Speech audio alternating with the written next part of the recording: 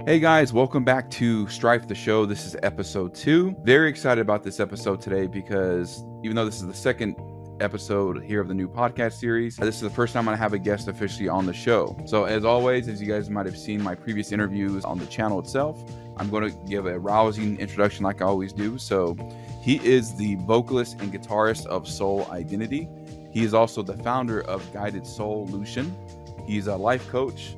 But in recent news, we found out he's also the new Mr. Miyagi. So it is my pleasure to introduce to you Shiro Nobunaga. Shiro, how are you doing today, my friend? Whoa, nice to meet you, Jeremy. Thank you for having me. Of course.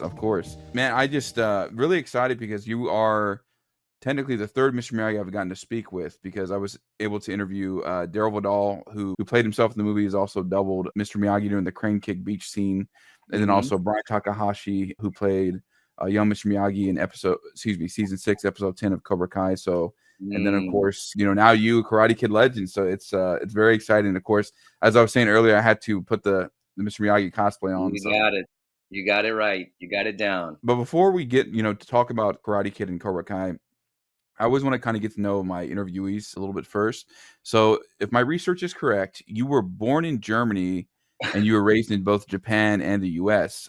So as somebody that's a musician myself, so just kind of a background, I actually used to play, keyboard and drums. I just got back into playing drums back in December after 10 years. Wow.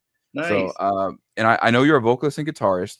So describe to me what like the Japanese music scene was like. Oh, it was exciting. I had the opportunity to release a couple albums over there. Some were indies as well, but I also worked in the industry quite a bit as a studio musician, tour musician, and got to produce some new artists as well. And so I had a good spectrum of experience there. Japanese music scene is very different in that a lot of it is the culture of karaoke is the foundation of a lot of music. So they design the music to be very singable and easy to remember in karaoke, um, and the music is you're used in commercials and TV shows, original music, so they don't use a lot of written jingles for shows and commercials. They actually use artists' music. There's what they call tie up with the record labels and all these different advertisers and TV programming and movies. So in that regard, like original music is very much in demand there. And so that was really cool. But I mean, it was a culture shock for me in of itself, because I left Japan when I was 10, and I came back to I went back to do my own thing in my early 20s, and so the culture shock in general was also challenging there as well. Right. Yeah, no, that's so awesome. And one of the questions I had as well was when you're in the Japanese music scene that time, did you happen to like commingle with any J-pop artists, like city pop artists over there? I mean, that was a while back, but yeah, I toured with some artists that were coming up, Mhm.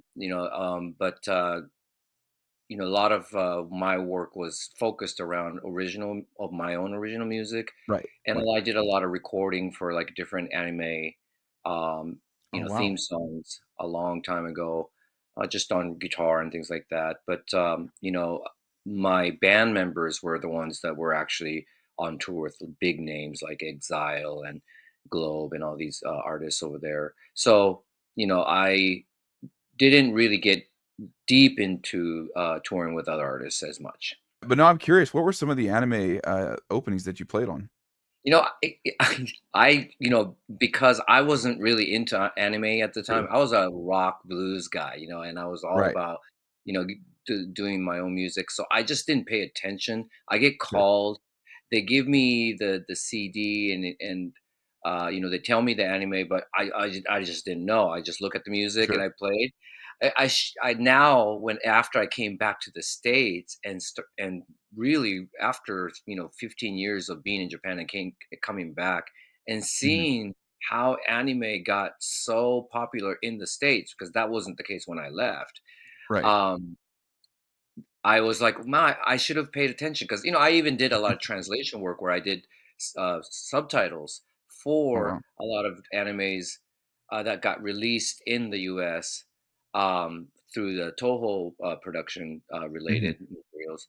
And again, I just did the work, and I didn't really pay attention to the Sure. contents. That's fair. That's fair. Well, that's funny that I was like, "Wow, I should if I remember that, I could actually have a Right. lot more of a conversation piece."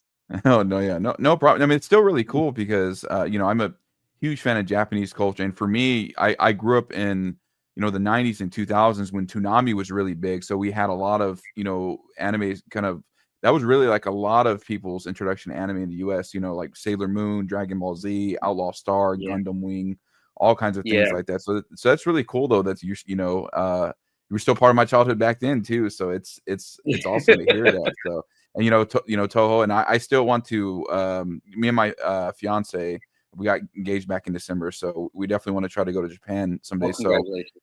thank you. While we're on the subject, any Mhm. recommendations for if somebody was visiting Japan for the first time? You know, I I always recommend rural areas, I mean, Tokyo is definitely exciting, but Hokkaido and Kyoto, even Hiroshima, some of these, and Nagano as well. They're I'm amazed now because, again, I'm seeing so many people all over the world visiting Japan, making great YouTube videos, and I'm Right, discovering, Japan more that way because when I was living there, it was so much of the focus on the work that I didn't really take the time, and of course, it was my youth as well. Take the mhm. time to really take in the environment and savor those beautiful places. I rarely got to do that, so in that regard, I would not be a great resource for you. Fair enough, But yeah, Kyoto is beautiful, and of course, more of the experience is, of course, the gourmet Mhm. and the hot springs, or what they call onsen, and definitely experience a bullet train. If you're leaving from Tokyo toward Osaka or Hiroshima or any of those areas, you'll pass by the, Mount Fuji. The site of Mount Fuji from the bullet train is Oh, beautiful. man. And of course, the bento that you get to eat and experience inside the Shinkansen, the bullet train is also just a great experience in and of itself too. So, but in terms of location, I'll leave the research up to you on Fair that enough, one. fair enough. No, that all are still really I mean, still really fun things I'm very looking forward to. Not too long ago, I had Zach Robinson and Leo, Bierenberg, the composers of Cobra Kai, and they Oh, actually had wow. just got back from Japan, like, when I Mhm. interviewed them, which was right when season 6, part 3 dropped back in February, and they said, "Hey, if you can take at least 2 or 3 weeks, do it because 'cause you'll need as much time as you can spend." And I'm the same way too. It's interesting because one channel I really like was this, I forget her name, but she's this young lady that's a English school teacher in Japan, but one of the Mhm. videos her and her husband did were they visited all the real life inspiration locations for the cities, that were in Pokemon the games. So I kinda Oh, learned about different, mm. yeah, like, different research and culture back there, Yeah. and one of the things you mentioned, though, was gourmet. Do you have a favorite Japanese, dish? Oh, yeah, I mean, all the comfort food like shoyaki, which is the pork ginger, tonkatsu is the pork cutlet, udon, ramen, all kinds of ramen. Mhm. It's really the simple ones where you can get to, experience them in these little kiosks and hole in the walls. Those are my favorites, but of course there are so many. But those are just, growing up curry rice. Japanese curry is definitely uniquely different and fusioned. Even when you have Italian food like pasta there, they Japanese make it into a very Japanese style. So uh, everything is very uniquely different and very good. Yeah, no, that all sounds really amazing. And to kind of segue in a couple things here, one thing that came across my feed is Mhm. that there's also like a subculture there that they love like Texas like food and like Tejano music over there because I'm from Mhm. Texas, so Oh, it's yeah. yeah, it's really that's the one thing I'm definitely looking forward to. And to segue into that, to kind of go Mhm. back to music, I know Mhm. one of your influences was Stevie Ray Vaughan. Oh, yeah. Is for guitar, and then also Neal Schon. Yeah, Neal Schon from Journey, Yeah, yes. yes, yes. What were some of those songs that you listened to by those artists that I guess helped like, were they the ones that kinda got you into music or maybe some of your Neal favorite tracks? Schon was definitely the entry to all, types of music because Journey was a unique band where they were a commercial pop band, rock band, but, Right. you know, was comprised with Steve Perry, who had a deep Motown influence, and Steve Smith was a jazz foundation in the background, and Neil Schon was played with Eric Clapton. I mean, or actually Santana. He was offered to play with Clapton, and he chose Santana instead. But Mhm. he's a blues guy, and at the core, and so the balance of his melodic playing and the bluesy aspect that was also greatly mixed in the songwriting and with Steve Perry's vocals. I That was where I began to realize that I was really drawn to the R&B and the soul and the blues. And then later I discovered Jimi Hendrix and Stevie Ray Vaughan, and that got me into the blues a lot more deeper from there. So he was really the entry for a lot of different styles. Yeah, Yeah. I was listening to some of your music on your website too, and I immediately I kinda thought of C. Ray Vaughan, the first time. So for me, unfortunately, I wasn't introduced to him until I was about 17 or 18, Uh-huh. because of the Guitar Hero games, because Yeah, that oh also yeah. kind of, Yeah. introduced, like, a lot of, Mhm. people my age into, artists like that. So I loved, Texas Flood, Pride and Joy. I really do love Stevie's cover of another Stevie, Oh Superstition. yeah. Yeah, so Oh my goodness, yes. yeah. Yeah, I mean, I think that Stevie Ray Vaughan, I remember seeing him during the 80s MTV, the height of the MTV era.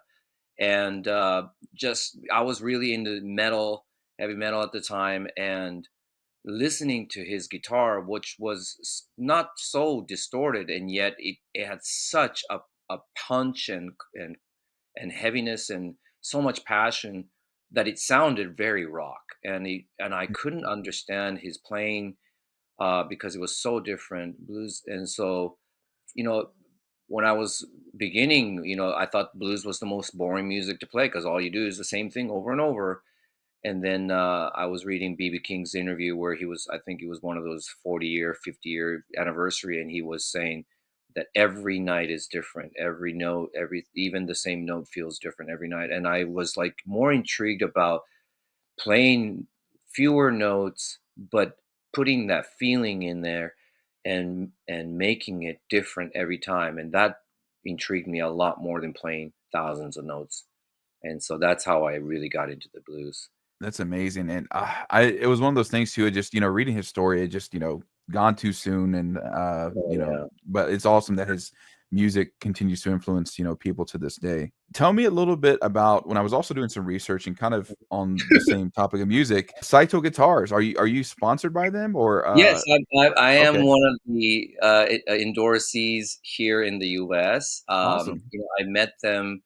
I was actually originally helping because one of my friends in Japan, Kuma, who really helped me get my career launched in Japan, wanted to help them represent in the U.S.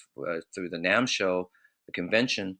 And so I was really just coming to help him and be an interpreter for them. Mhm. And then I really got to know the company, got to know Mr. Saito himself, and just really fell in love with the heart of the instrument. And so I was just really enjoying representing them and talking to everybody at the convention. And toward the end, and once in a while I would play it, but it wasn't so much about my playing that made them approach me, but they were like, "We just love how you can represent our brand so well without us having to explain anything to you. Would you like to represent us over, here?" And I was like, but I'm not a big name musician out here, and because we were also getting people, more famous musicians, endorsed on the spot at the convention. Mhm. So I was like already aware, like, why me when you got all these great artists and guitar players? And they were like, no, but you also represent the local music scene and community, and for to have our guitar represented there is also one of something that they considered important. So it was an honor, and but it's a very well built guitar, and there is so much heart in the brand, and that's something I really admire. That's really awesome, the fact they went out their way to, endorse you and stuff, and I'm sure I have musician friends listening too, so definitely, check out, Saito Guitars, Yeah, my guitarist yeah, friends I out there, appreciate so the extra shout out. Thank you. yes, of course. Some more research I did, you have I try to dig you might have You heard, are I try to great dig at deep, it. yeah. I mean, I Thank you, noticed that thank in you, your videos, but go ahead, keep going. thank you, thank you. So you have a cat named Yami who Yeah. reminds you of a previous cat named Keek, and I was just kinda curious about their namesake because I know you said you're not much of an anime guy, but I thought of Kiki's Delivery Service, so I was Yes. curious if that was the namesake. Yes, it was. When Oh, okay. she came, she was a stray as well. She came knocking on my door directly, actually, and you know, I immediately thought of Gigi from Kiki's Delivery, because that's one anime I was really into is the Ghibli films, and because she was a female, I called her Kiki just to kind of Mhm, still give that the homage to that movie. And right. Yami actually he was already named when I rescued him or adopted him. He was rescued by my friend Crystal, who is a fabulous singer, but she rescues cats all the time, and she has a lot of her cats that because she loves Japanese authors, and so she names her cats in Japanese names, and so she already had him named Yami from just being black, and Yami means darkness. I see. So I was just very it was so fitting that I kept the name, of course, but yeah, so that was the only reason he's named Yami. I see. Oh, that's cool. Yeah. What are some of your other have you seen some of the other Ghibli movies? I've only seen a few, but I'm just kinda curious if you have some other ones because Kiki's Delivery Service was the first one I saw as a kid when they did the Disney Channel dub, as well with, Kirsten Dunst, so Oh yeah. I mean, because well, and I don't know all of them in the English title because I saw them sure. in Japanese, but Totoro, of course, Mhm. Howl's Moving Castle, Flying Castle, Yes. pretty much everything that Ghibli made back in the day. Because I'm sure there are some new ones that wasn't done by Mr. Miyazaki, um, uh, but pretty much all of Miyazaki's uh, films, animated, I've watched.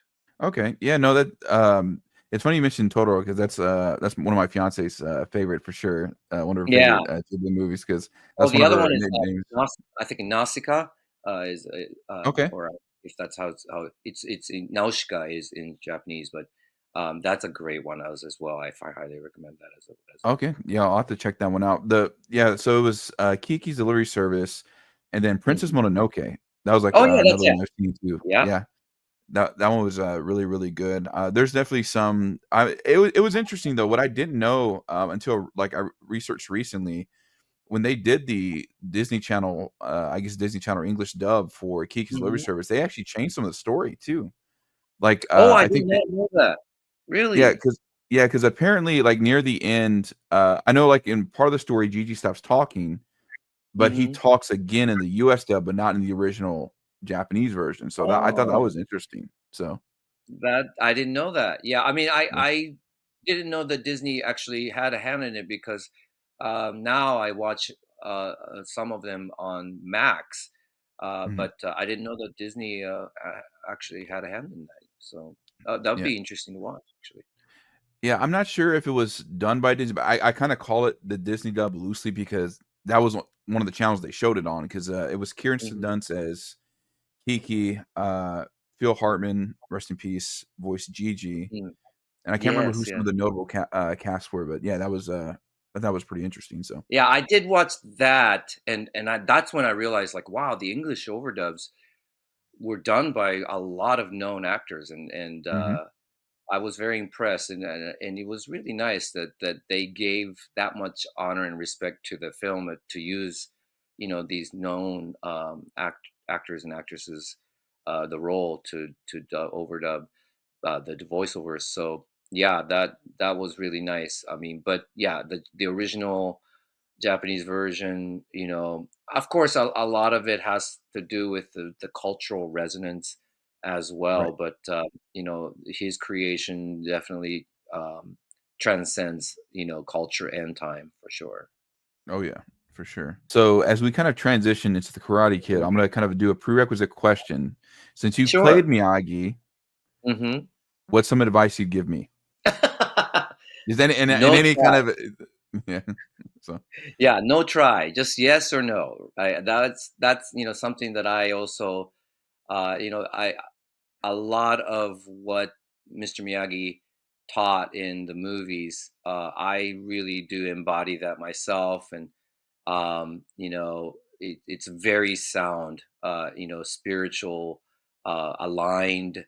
It really does help you to be very authentic, and one of the things that I loved is when he says, I guess so, and he said, no, you guessed, you're and right, he's right. like, no try, right? Like maybe is not a choice, right? Like you do karate yes or you do karate no, right? Like that that's always been, even Bruce Lee Mhm. has, kind of touched on that. But so that's one thing that really and the other thing is, I think it was in Karate Kid 2 where Mr. Miyagi says, um, lie becomes the truth when someone Yes. believes it.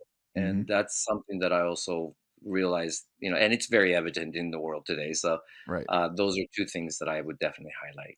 Oh, that's awesome. Yeah, those are really good Miyagi-isms. Another favorite one of mine from Karate Kid Part 2 is what Heart Know, Head Forget when he talks about, when because Daniel asked him like, "Hey, Sato still gives you time to mourn though. Like what's, he's like, "Well, he knows right from wrong, but sometimes, like what Heart Know, Head Forget when they were talking about like, still wanting to fight him." So that's yeah, really really Yeah. great. Yeah. There's a Yeah. lot of gems in those, especially those first two movies. That there's a lot of gems of Mr. Miyagi there. That was one of my first questions, and Okay. it sounds, familiar with how familiar with the original Karate Kid movies. Do you remember, like, seeing them for the first time or, like, what your experience was like? Or did you watch them in, when the order released? I kinda watched them a little bit differently as a kid, but I'm just kind of curious how your experience Oh was with yeah. the Well, movies. I was a teenager when that movie came out. It was real time for me. Mhm. And from the Japanese perspective now, I'm keenly aware that a lot of Japanese cultures aren't best represented, and back Right. then they weren't really using. Now they, with Shogun and everything else, there's a lot more authenticity infused in it. But back then, they weren't really using Japanese actors. Or I think when the original Shogun came out, that was a very revolutionary for me, in being able to see that, wow, they're actually using real Japanese actors and real Japanese speakers, instead of someone that's acting like they're speaking Japanese or no Japanese. So it wasn't, from that perspective. I was just like, oh, this is just cute. However, I think the at the time, the way Pat Morita depicted Mr. Miyagi's character, and how that really left an imprint of distinct, some different, Japanese being distinctly different from other Asian cultures in that way. I really appreciated that, and I did love just the entire story of how he guided, Daniel to come into his own. And so I can understand that even after all these years, Mr. Miyagi's legacy is so strongly rooted in a lot of the fans of Karate Kid and Cobra Kai. Yeah, it's funny, like, the very first time I actually cosplayed Mr. Miyagi was about 5 years ago, Hmm. and I really kind of underestimated how big of a, like, cultural icon he was because I kept getting stopped. Like, it was interesting, like, it was so awesome too because I actually that was, like, the bonsai I kinda carried here that, Oh wow! yeah, Ralph actually signed this. Oh, uh, really? a couple How years ago. Yeah, cool. but no, yeah, it was interesting, and like, and I was because I've always so how I grew up with the films was, because did it like as I mentioned earlier, Disney Channel was showing things like Kiki's Delivery Service, and Mhm. that's how I was introduced to Karate Kid Part 3 and Next Karate Kid. But I the first see. one I really kind of at least saw parts of when I was like 4 at my babysitter's house was Karate Kid Part 2, and it was specifically where Chosen got disowned by Sato, and then it was like, the big fight.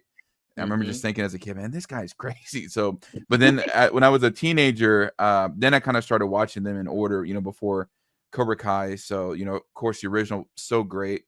Yeah. It's just like the original Rocky. It's just very, close to the heart, and just really authentic storytelling, and Mhm. things like that. So, but yeah, and I just love the fact that like Cobra Kai is still like, even though it may be a show about both Johnny and Daniel, it's still at the Mhm. heart of it. Miyagi's still there, and his spirit is still there too. So that's what Absolutely. I really I love I about the I show. did really I was kind of skeptical. I haven't actually gotten around to watch season after season 2 yet, but Right. the first season I was very captivated, and I really did enjoy. And when I watched your episode about how Johnny could be a better Mr. Miyagi or Sensei, I really do agree. I really felt that the way Daniel became in Cobra Kai, where he sort of became a little uh, arrogant and cocky, and he Mhm. sort of, even though he's definitely still maintaining and keeping the honor to Mr. Miyagi, I didn't see that his character really adopted the wisdom that Mr. Miyagi really imparted. And I felt like Johnny, because he came from that shame of mistake, Right. he embodied a lot more humility and integrity in many ways. And Daniel is quite condescending to Johnny throughout, and Right. so I really loved your take on that. That was really Thank you. good.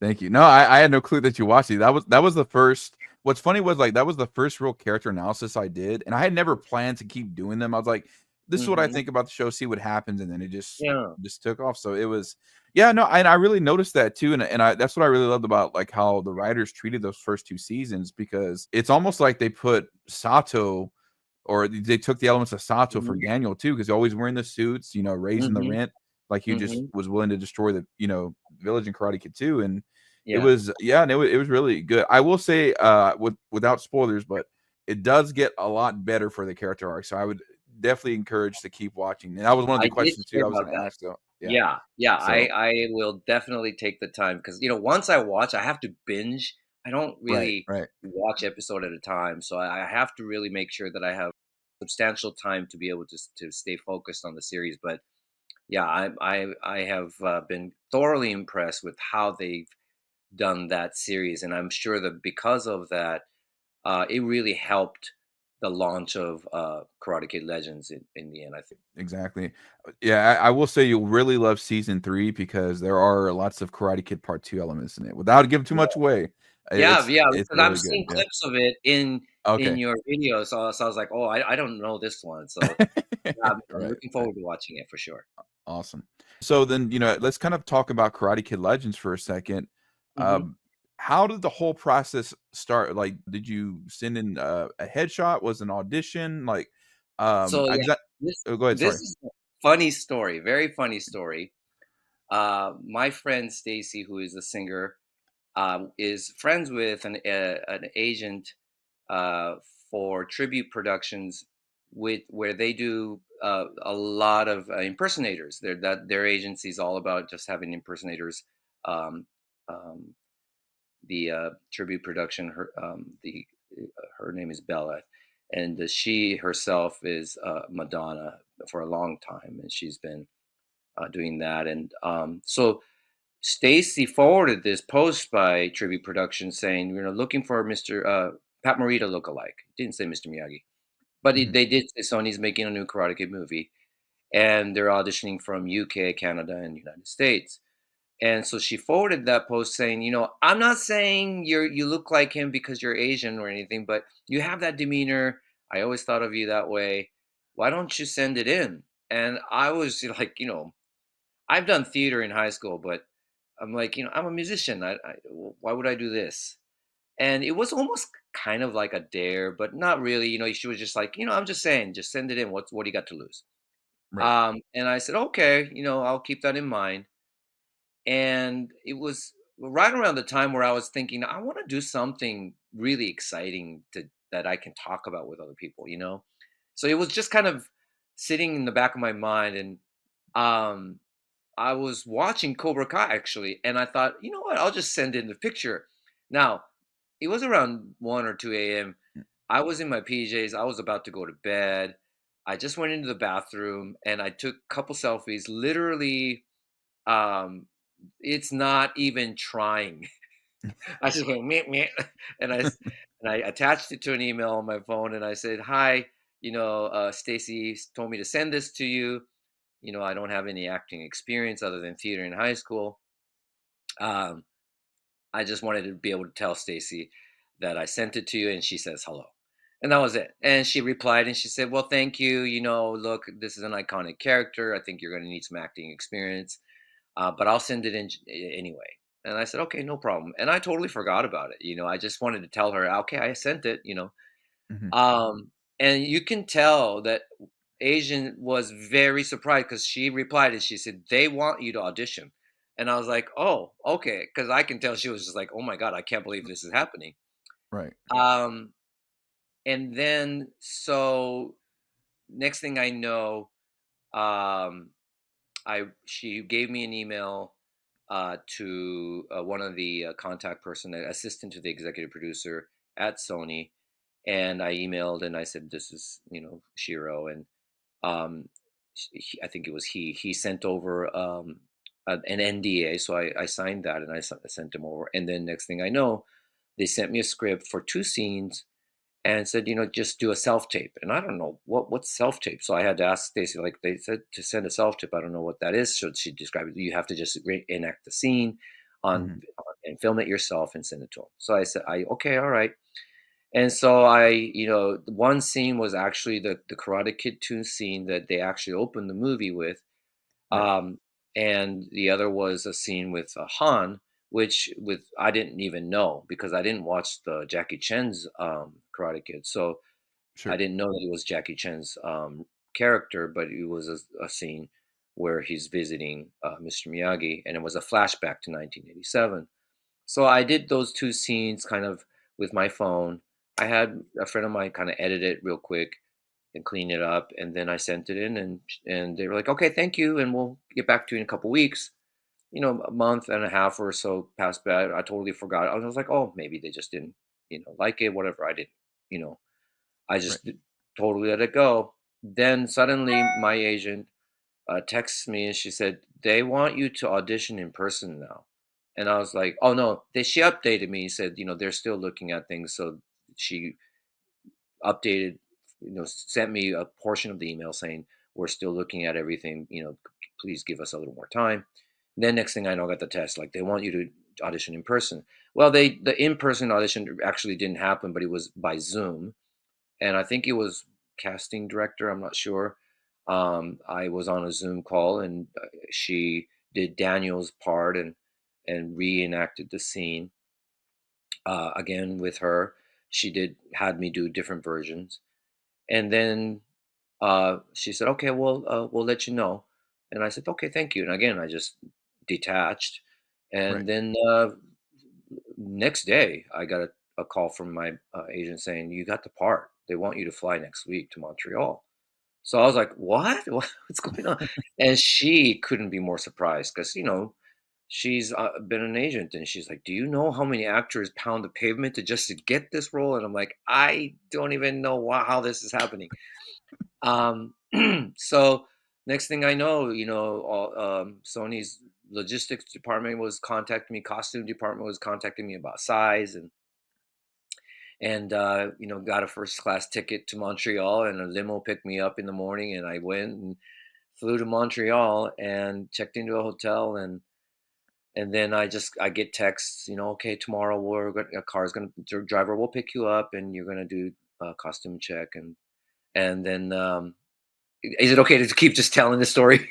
No, no, no. Yeah, I'm intrigued. Yeah, just yeah, go Yeah, ahead. and then went into first do the makeup check. So I went in and they took me to a location where there's a bunch of trailers, and I walked in, and the makeup artist and the hair person the was there, and the person in charge of the hair, had to do the actual wig, and the makeup artist, kind of gives the direction of, okay, you need to make it more like this, and they have all these pictures of Mr. Miyagi, pasted everywhere, and so they had the makeup, full makeup, um, and then they had to take me to the director to make sure the director we get an okay from him, and so just my face, I'm still in my Mhm. clothes, and I um,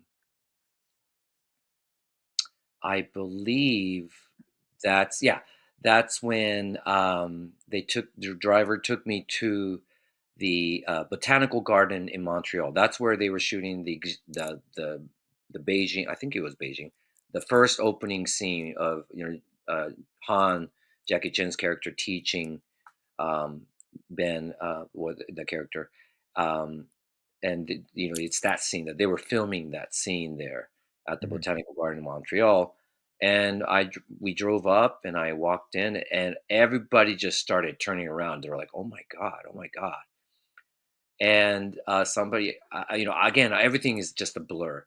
Somebody just came up to me, "Oh my god, you got to let Karen see this," because Karen was the producer from original Karate Kid, and she's been a friend of Pat's for a long time till he died. And she's gonna flip out seeing you like this. And sure enough, Karen kind of walks in. She goes, "Oh my god!" and she looked emotional right away, like teary eyed almost. And then she just didn't want to look at me. She walked away. Oh, wow. And so as I walked in, the whole, because that scene, there's a whole bunch of y- you know youngsters like training, so all these people were shooting the scene, and I can hear cut, and then they were taking a break, and then suddenly as I got ushered in, everybody turned around, and you can hear everybody murmur like, "Oh my god, wow," and then I walked up to the director, and he was like, "Oh yeah, this looks great, yeah, great, or let's go with that, sure, that's great, nice, thank you." And then we got an okay, and we came back to the trailer and took everything off. And then the next day was costume check. So I went over there, and they sized me up for the exact outfit that you're wearing, um, and the shoe and everything else. And then, they wanted to double check the size and double check everything. And then there was another day where I went back in and did the same thing, but with the belly suit. So I had the belly there. And then that was it. And then, I'm not privy to what's going to happen next. I always get a Right. text like the night before. Okay, driver's going to pick you up at this time.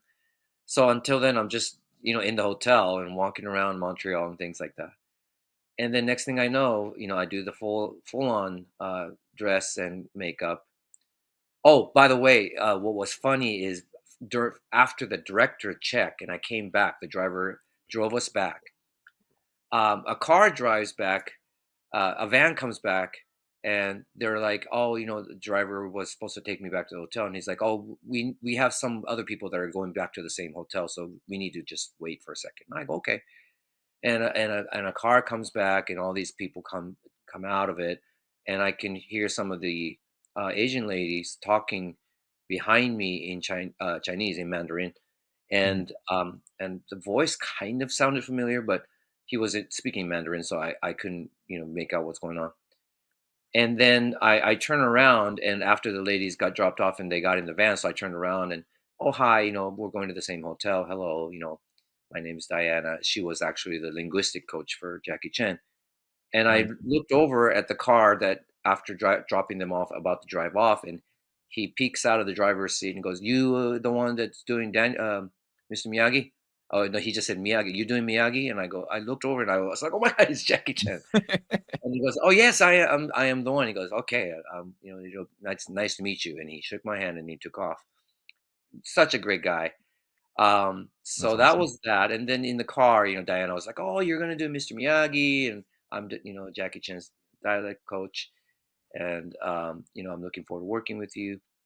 And that was that for that. And then on the day of the shoot, everything unfolded. It was exciting. I'll tell you more about that, but I'll let you kind of Oh, give me yeah. a little space No, there. that's yeah, no, that's awesome. There was a couple things I wanted to ask. So when you were Hmm. auditioning, Hmm. obviously they gave you 2 scenes from the movie. Like, Hmm. what were you studying just the original films, or did you also you mentioned you were watching Cobra Kai at the time, so I'm assuming you might have, like, took some inspiration from that, like, sitting in your Yeah, audition tape? I just really researched just different essential Miyagi scenes Mhm. and just tried to adopt the demeanor and you know um, there's a lot that was just and I had a friend of mine who's an acting coach, and he just said, just the best way to act is just be yourself. And so I just really made sure that I had the accents down. But other than that, I was just being myself in that regard. um, the one with Daniel, the Karate Kid 2 scene, Right. that had the most dialogue, and it's too bad that I didn't get to do that ultimately. But and of course they ultimately cut the scene that I did altogether. But Mhm. um, you know, that would have been a really cool scene to do. But it made sense that they actually used the actual scene from Karate Kid 2. That made it a much better tribute, of course, because he brought back Pat Morita himself. Right. And but yeah, that I actually did two scenes, practice two scenes for the audition. Yes. Gotcha. So then so you're talking about you were basically just doing a recreation. They were gonna film like a recreation of that Karate Kid Part 2 scene with you in it? Hmm. Okay. Yeah, and I think that because both scenes were flashbacks, so Right. and they had the AI team, and the audition was mainly by the AI team. They needed someone who had exact as close to the bone structure of Pat Morita's face as possible to seamlessly overlap his face over mine. And so when I was actually talking to the AI guys, they said, "Yeah, I mean, we auditioned a lot of people from all over United States and Canada and UK, and you came out on top." So that was the main reason. It wasn't really so much the acting. Right. Um, and then I'm not sure if it's because of that. I can kind of sense, like, I saw Ralph there, and I was because on the day of the shoot, I was still thinking that I was going to shoot the scene with Ralph. Mhm. And so when he was in the same makeup room with me, I kind of thought I wanted to talk to him. It's like, oh, I'm going to do the scene with you, but I didn't get to. Right. I didn't really get to see Ralph other than that. He was talking about how he just arrived, and Mhm. um, he was jet lagged, and so I was like, oh, maybe he's not going to shoot today at all, because they were just talking about what kind of makeup he needs to have done. Right. So at that point, I was not sure what's going on. And then after I actually shot the scene with Jackie, they said, "Okay, you're done." And I was like, "Oh, I'm supposed to do another scene." And they're like, "No, no, that was it." And so I didn't even know that by that time Mhm. had already decided that they weren't going to shoot the other scene. I see. Okay. Yeah, that was also another question too. So I was assuming you were gonna be the double and they were gonna use the AI. I see. Okay. Yeah, So yeah, man, okay, but I'm gonna comment on that real quick too because hmm, now I enjoyed the film. I thought it was a solid 7 out of 10. Like, yes, but it was missing that's the scene that was missing. Especially, like, when I saw the pictures of you, like, come across my feed and whatnot, and we had talked about I don't know if you saw the review that I did, but I talked with 2 other friends of mine, that are also in the Cobra Kai space, Ken Cole and Cobra Kai Companion, AKA Peter. I was like, that feels like that was, like, the missing piece. I was like, 'cause, like, yeah, they did it in the intro, but, like, I think that scene would have made the difference because it's like Daniel just kinda comes in and like, "Hey, I'm here."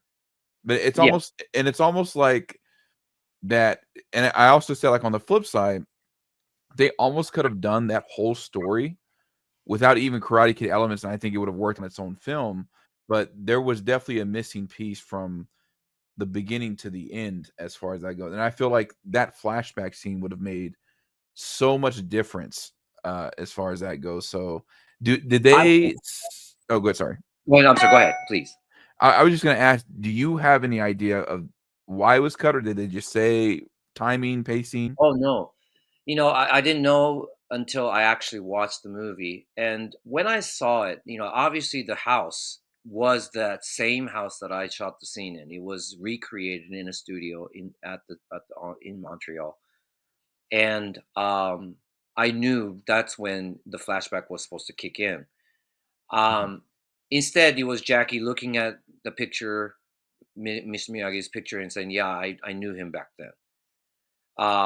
The Karate Kid 2 scene that they used in the opening, that really actually did tell the story of how Jackie Han mhm, and his ancestor was all connected to the Miyagi uh, karate. right.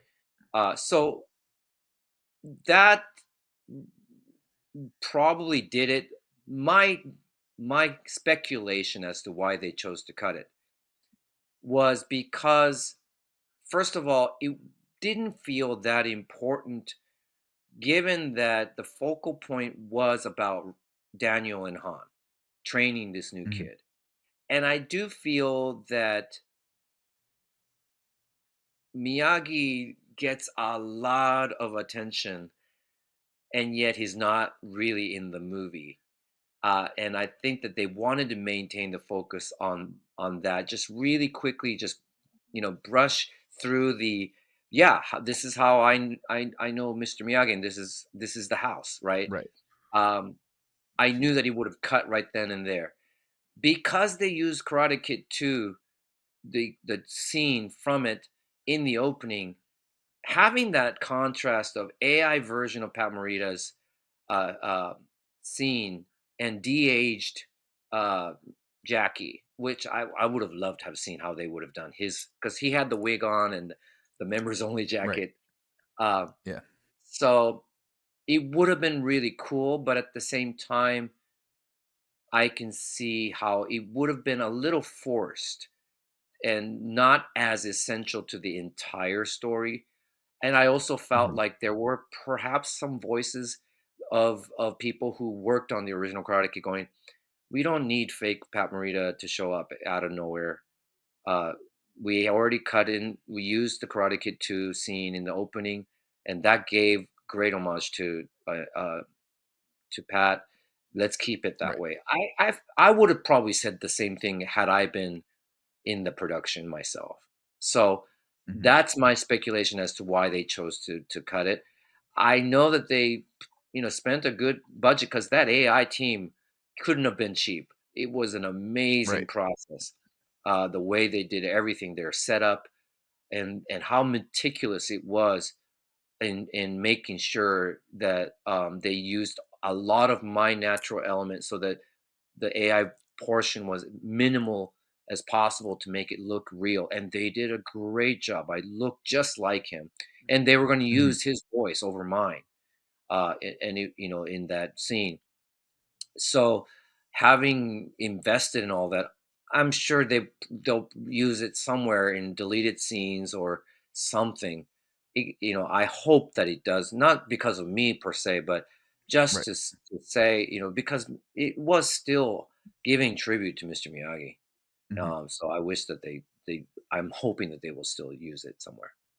Yeah, no, exactly, and that was one of the things we had talked about too, was like, because there was also, Connor should have gotten a little bit more, like, insight into his character, why the way he is, and, Hmm. and I still think he did I forget the actor's name at this point, I think he still did a great job, he still Yeah. had, like, the aura and whatnot, but I Hmm. think that was one thing that was kind of missing. Because like if you have to come after Johnny Lawrence, Chosen, and Mike Martin, it's a tough act to follow. So I think if they would have set him up a little bit more, he would have been good. But I still think it worked. Ben Wang, fantastic job too. But I think that's Yes. where they that was like. So a lot of us were kind of speculating. Well, it's like maybe if some of these scenes had not been cut, it might have been like. But then we also looked at the perspective of like well, hey, it's like, it's a family runtime. Like, this is the generation's Karate Kid. It's not like the '80s where, Yeah, some movies might have been like a little bit longer in length. But so, I mean, it was still fun. Like, I still enjoyed the movie. But yeah, when I saw like the pictures of you come across the feed my first time, I was like, that's the missing piece. Like, that should have yeah, stayed. I'm also a big Miyagi fan, so I was like, yeah. still should have stayed in. But no, but I mean, that also kind of makes sense too. So then I have one question about the Mhm. intro, and this some other people are asking about this too. Did you do the narration of the continuation of the dialogue from that scene, and then they just used AI over it, or was that somebody else? Or was that all just AI generated Pat Morita? Which part?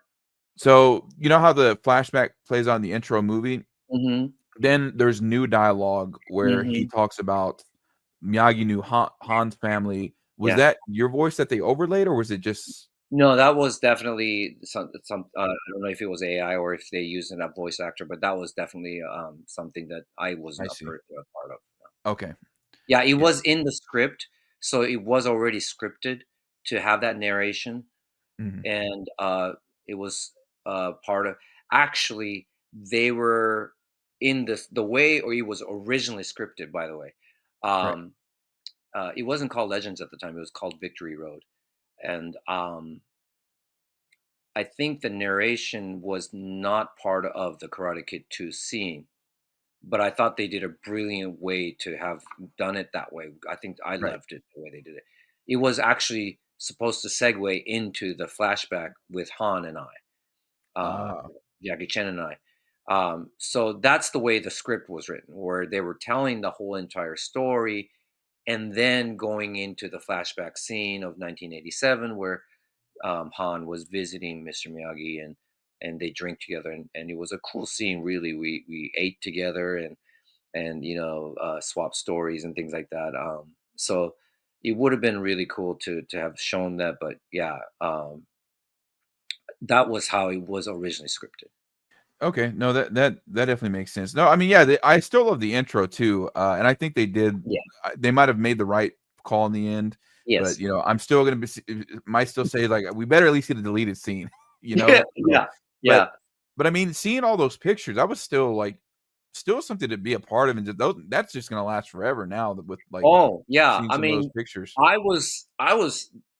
I mean, when I looked at myself in the mirror, and I literally talked to Pat. Like I was like, I'm gonna do this to really honor you because I'm going to embody you as much as I can because it was the way they did the makeup and the way they recreated the belly and everything. Just my frame was perhaps pretty close to him as well. And when I walked into the studio day of the shoot, I mean, people kept coming up like, "Can I take a picture with you? Can I take a picture with you?" And there were a lot. It was profound for me to just feel how many people loved the Miyagi character. Right. And I had a great time with Jackie, but yeah, the way that they did it, even without the AI, um you know it would have been really cool to have been able to to utilize that more, but at the same time, I really respect that. Right. And I'm sure it happens in any movie where they shoot great scenes, and in the end, for the sake of the entirety of the storytelling, how they have to sacrifice certain scenes. Mhm. Um, so I was very aware that that could happen, and it did. But at the same time, I he was definitely something that I will never forget to be part of. Yeah. Oh, for sure. Yeah, because as far as the fans are concerned, you're already part of the legacy. There's an article I'm gonna bring up here in a little bit that I also Mhm. found while researching as well too. So, but before we shift to that, so Mhm. you met Jackie and Ralph. Did you get Mhm. to meet anybody else from the cast, like Ben Wang, for example? Or Ben Wang, I did. We were during the meal break. We all went to a cafeteria, a like space, and where the catering was, and he was next, three people next to me, and but he was so focused. very focused. So I just tapped on his shoulder and I said, you're doing a great job, and it's very nice to see you doing this. And he said, thank you, and that was it. And of course, I got to see him when I first walked into the botanical garden and seeing them shooting the opening scene. And I just was like, wow, like he's the real thing in terms of kung fu. Um, and at that time, I didn't know how they were going to tell the story. But it was, I was able to speculate the plot, to put it all together. But yeah, that was the only time I got to interact with him. Even Ralph, I didn't really get to meet him. I Mhm. wanted to talk to him, because I heard the voice and I was like, that he has the exact same voice. Um, Now you know, the way he looks, it's very different than the way he actually looks in the TV in the movie. But I'll just leave it at that with that. But yeah, I never got to say hi to him or anything. So the only person I had the whole entire time interacting with was Jackie. And again, he was just fun, such a great gentleman. He split a chicken sandwich with me during, because it's Oh, a that's lot of awesome. hurry up and wait, right? So we ate together, and his dialect coach Diana, she was so sweet, and she was the one that was really, telling me all about Jackie, and um, how amazing he is in terms of the how much he supports different foundations, and how he supports filmmaking in Hong Kong, and so forth. So how much he gives back to the community. So it was just so nice to connect with Jackie, and really the focal point of that experience was my acting that scene with Jackie himself. He gave me, he was funny, cracking jokes, and giving me some pointers. And he's also very, he's not very good at remembering lines. I'll tell you that. And Diana was telling me, she's like, yeah, he was an action star. He never thought he remembering lines was important. So she had to have the lines held up behind me the whole time. And so, and he the scene I did with him, I mean, he didn't even have that many lines, but Mhm. we kept shooting again and again because he kept messing up the lines. Uh, But so yeah, that was amazing. But yeah, that was the only Ben and Jackie, and a little bit of seeing Ralph in the distance. That was it. yeah. No, that's awesome. No, it's really cool to hear that you had, positive experience with the cast. I've met a lot of the cast at some of the conventions. I've never met Jackie or Ben, but Ralph, really nice. Billy Zabka, also really, really nice as well too. I don't know if did you see the picture on my Instagram with me and both of them? No, I did not. I, Okay. I have not. I'm sorry. I will definitely go No, back it's and okay. check it out. Yeah. I might be actual pull it up real quick because I'm also gonna do a screen share on the Okay. article that we did. So let me see. This was about 2 years ago when when I met him in Dallas, for the first time. Oh So, wow. yeah, that was, like, when he signed the bonsai as well, then they got, Oh me with both of wow. them too, so, yeah. That's really cool. Yeah, it was they were super, super nice, and, there's a funny story about this picture right here. So I was leaned in a little bit too much on the Miyagi Okada, and what Mhm. happened was, right after the camera went off, I almost Mhm. slipped and fell and ate it in front of both of them. So, like, they were both like, "Are you okay?" I'm like, "No, I'm good, I'm good." Like, thankfully, I didn't, like, fall down completely, but, like, the floor was really slick, so but it was really a fun time. That But, is cool. yeah, thank you. But speaking of, let me also share this. I found this really interesting article too about how, Mhm. people were, they were really responded to your Instagram pictures. Have you Oh seen this wow. article yet? No, I have not. Okay. Yeah, so Wow. this is from I think the actual site's called Fortress of Solitude Movie and TV News, and it says Sony's Okay. biggest mistake was deleting Mr. Miyagi's scene from Karate Kid Legends. And they had, they of course credited some of your pictures and whatnot, but it was actually a really one well done article.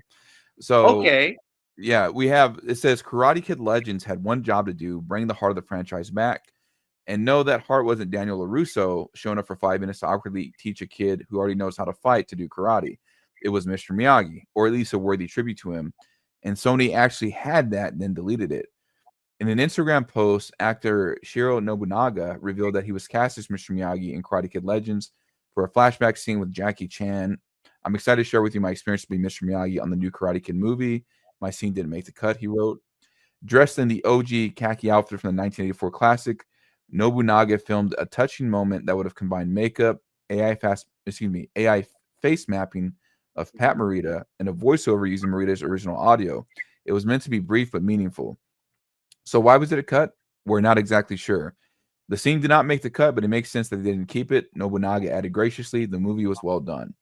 Sony ran a worldwide casting call, kind of as you mentioned earlier, telling the Hmm. story, to find someone to play Mr. Miyagi in Karate Kid Legends, and they found him. Tribute Oh. production talent Nobunaga's agency celebrated his casting, saying, "What an honor to help bring this man back to life through makeup and AI. We are so proud of Shiro Nobunaga. We think he nailed it, don't you?" And we do, Oh. yeah. And it says, and honestly, Sony might have dropped the ball on this one. And this, like the way they end this article is really, really, really good because Karate Kid Legends needed something extra, a moment to ground the story, a flash of legacy. Instead, we got a film that tried to merge two timelines, Cobra Kai and the 2010 reboot, without actually being allowed to use anyone from Cobra Kai. No Miguel, no Hawk, no Robbie, not even a name drop. Reportedly, Netflix did not approve.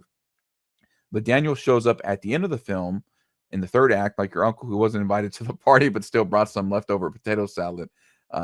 This analogy is kind of funny because they're really going, like, really trying to drive the point home. But they do, like, the last sentence is really, really good. His appearance feels last minute with no real impact besides giving Ben Wang's Li Fong a crash course in karate etiquette. No mercy, wax on, the usual stuff we've seen a dozen times before.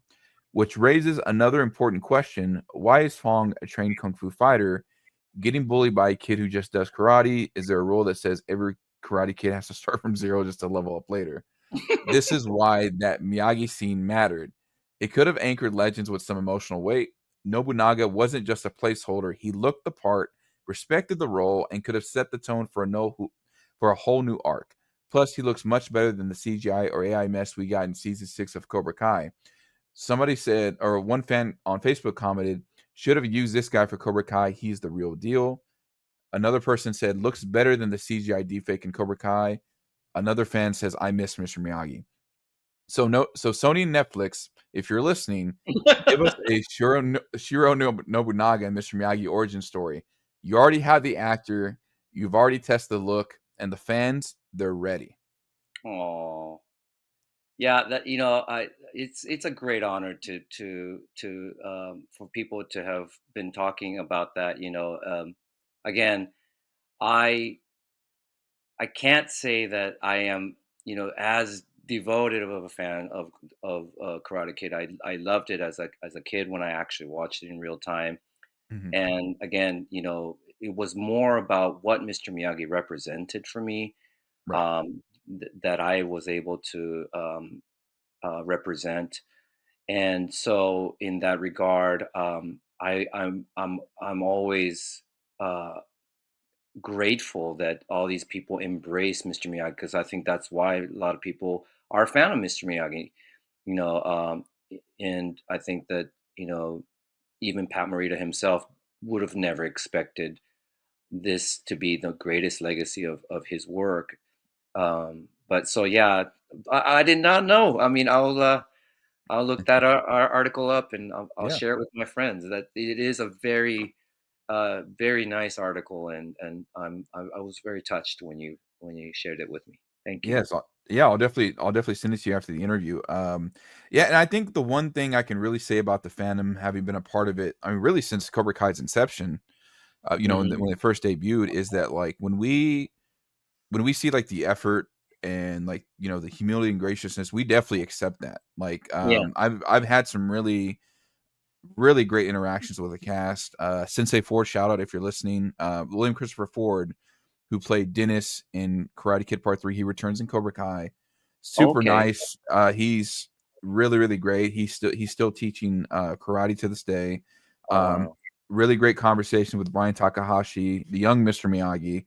Really great Hmm. guy as well. And just that's the one thing I really love about the Miyagi verse, so to speak, is that a lot of people are just, just gracious for these opportunities, because whether, your scene made the cut or not, it's still just to be part of that legacy and be welcomed with open arms. I mean, it's truly got to be um, amazing, Yeah, to say I the mean, least. So it would be really cool to just do a whole series, just call it Miyagi, right. and do a whole series on telling his story and creating a whole different story arc around that. That would be really cool. I mean, Mhm. given how many people are fans of Mr. Miyagi, I'm surprised that, or I don't know if they have already thought of that or not, but that would be really cool.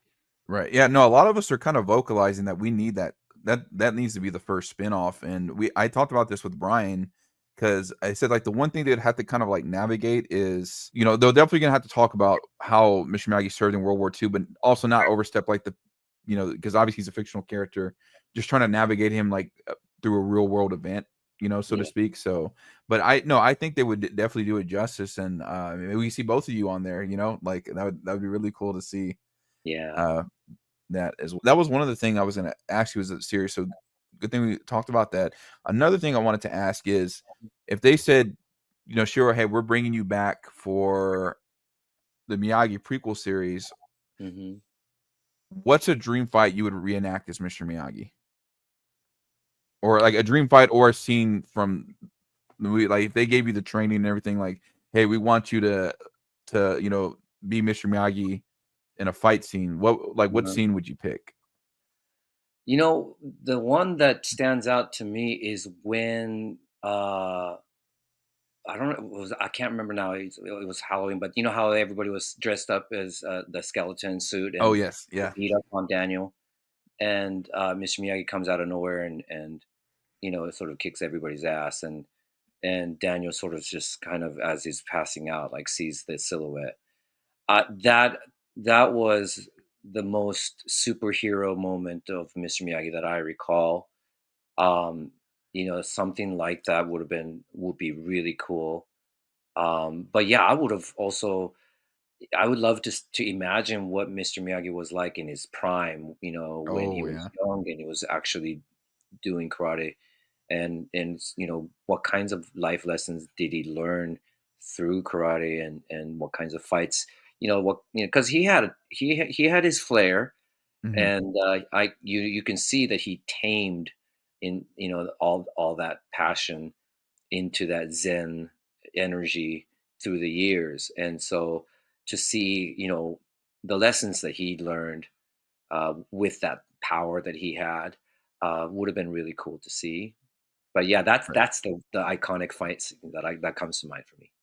Oh, yeah, agreed. I think a close second would be when he takes on both Kreese and Silver in Karate Kid Oh Part yeah. 3. Yeah, that Oh, that one's really good oh. too. Yeah, yeah, exactly.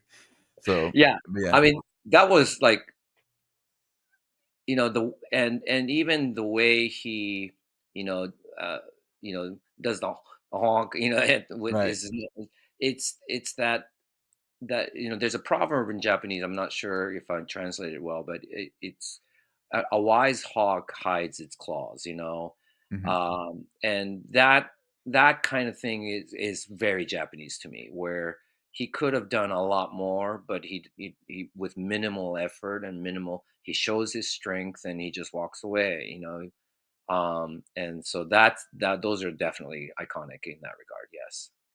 Definitely, for sure. Would you believe I told you we had a bunch of fan questions submitted too? Oh Like, my. Okay. I posted, I'll share this here with you too. So I Hmm. shared some images, from your Instagram, and I was like, "Hey, submit your questions for Shiro."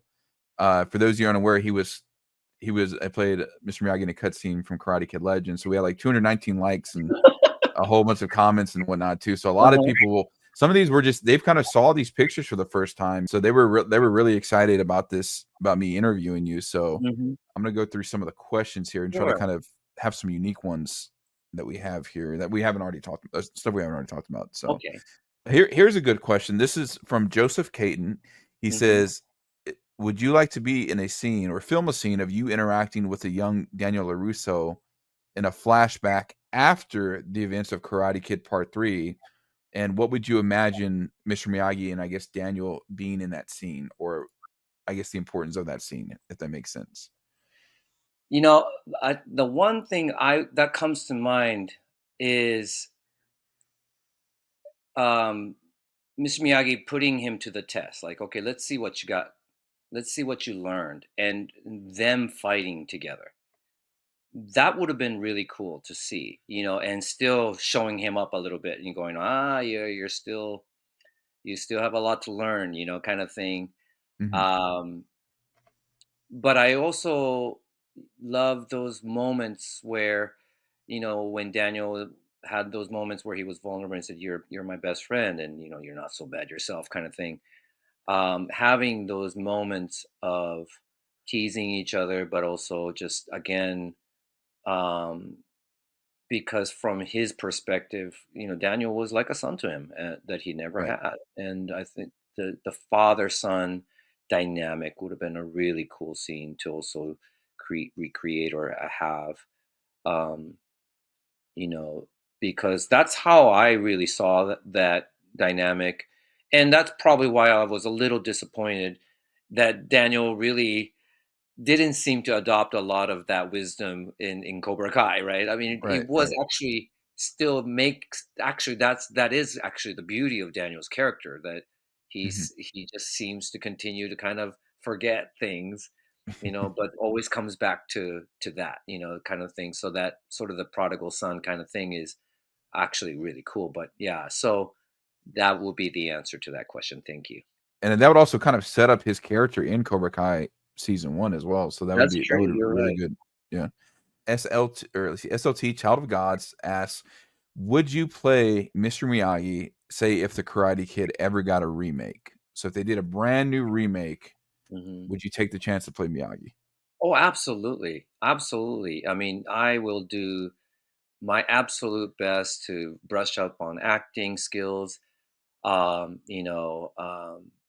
It would be the most greatest honor. I mean, and I have actor friends, and I know what they go through. And so just to even be considered, knowing how tough that world is, and to be chosen to be doing anything, I would want to make sure that I'm not just chosen because I look like him, but that I Right. can really do that justice. Absolutely, yes. Prob HK.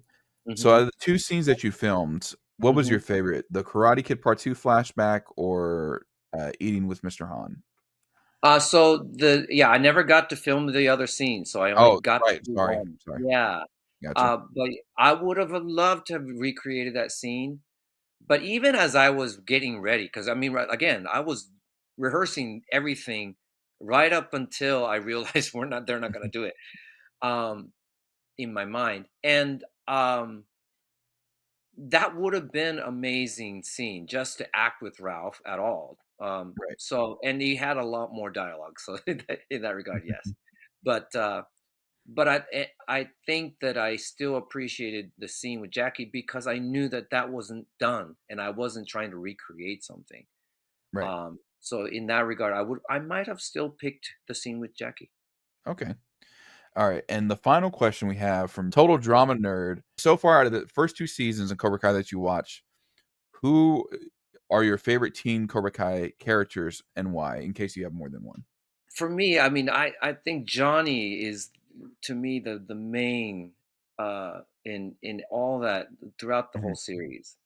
His story, and how he struggles through his ego and his shame from the past, and how he gets pulled between the two dynamics of Cobra Kai, uh, and Miyagi Dojo, and he wanted to go and honor and team up with Daniel, but that the shame holds him back, and because Daniel still holds that grudge, and so there's Mhm. this ego clash, and that's what really made that series so interesting. So to me, Johnny is the character for me, and that's why I loved your segment on Johnny being the best sensei too, because Thank you. and again, I haven't watched season 3, so you know I can only say up to the 2 seasons, but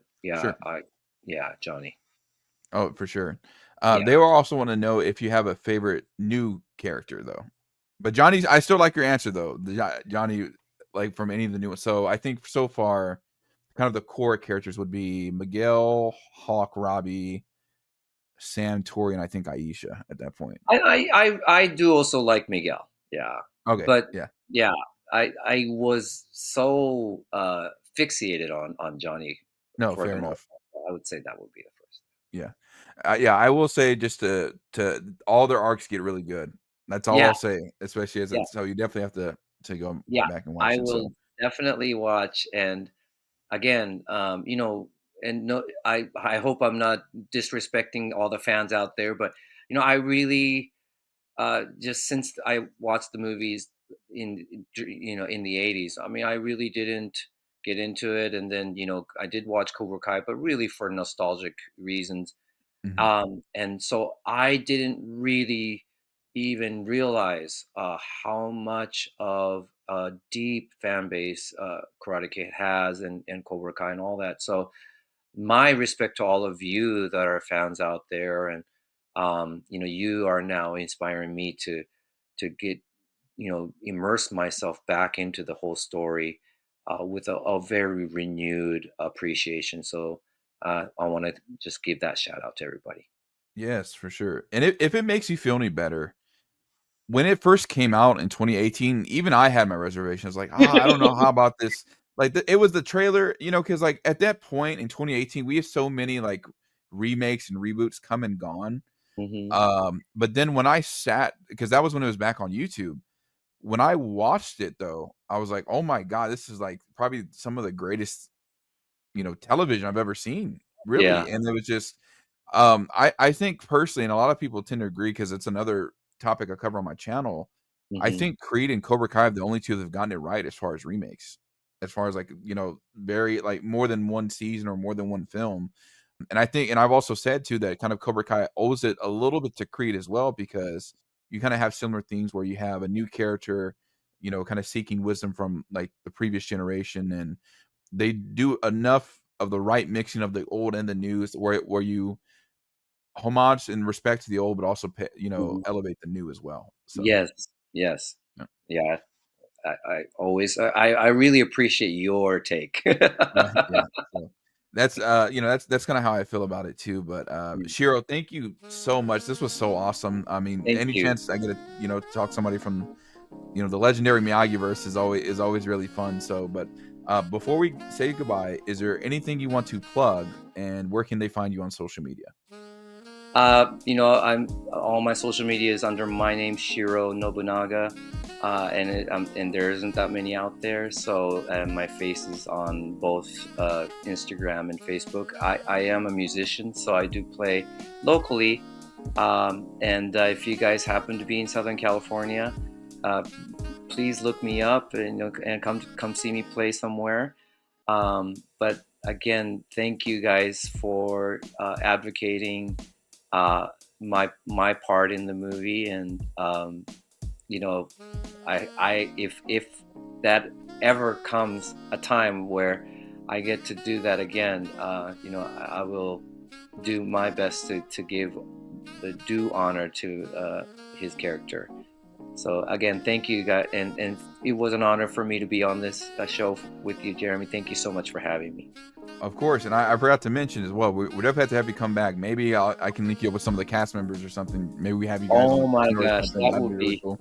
that would be Yeah. wonderful. And again, thank you for telling me about the article. I didn't know. So Yes. that article was indeed a very uh, a great honor to have been mentioned in that way. And so I will share that with my friends as well. That's the show, guys. Thank you guys for tuning in. You guys stay beautiful, stay awesome. Catch you around next time.